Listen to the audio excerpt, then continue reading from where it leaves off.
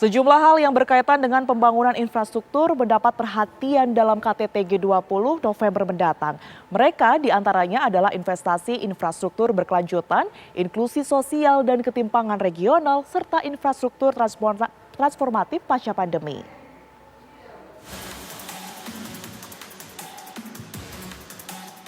Untuk melanjutkan agenda G20 di bidang infrastruktur, belum lama ini digelar pertemuan kelompok kerja infrastruktur G20 yang merupakan bagian dari Infrastructure Working Group.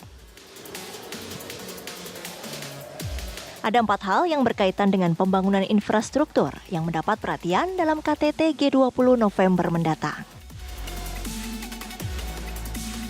4 hal tersebut adalah meningkatkan investasi infrastruktur berkelanjutan dengan mendorong partisipasi sektor swasta.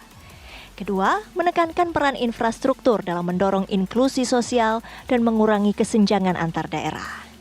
Ketiga, meningkatkan investasi infrastruktur digital dan penggunaan teknologi dalam infrastruktur. Dan keempat, mendorong infrastruktur transformatif pasca pandemi COVID-19. Menteri Keuangan Sri Mulyani menekankan peran G20 dalam meningkatkan infrastruktur digital global untuk memungkinkan transformasi digital.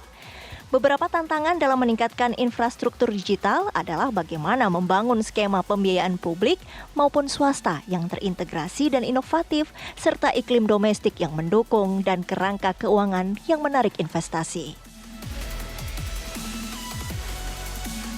Ditegaskan Sri Mulyani, investasi terhadap infrastruktur berkelanjutan adalah kunci mencapai pertumbuhan global. Dan hal ini sejalan dengan tema presidensi G20 Indonesia, Recover Together, Recover Stronger.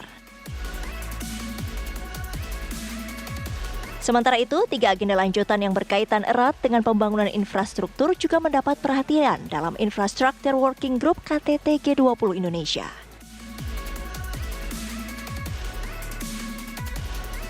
3 agenda tersebut adalah indikator Quality Infrastructure Investment, infrastruktur digital dan infratek, serta tata kelola GI Hub. Tim TV One mengabarkan.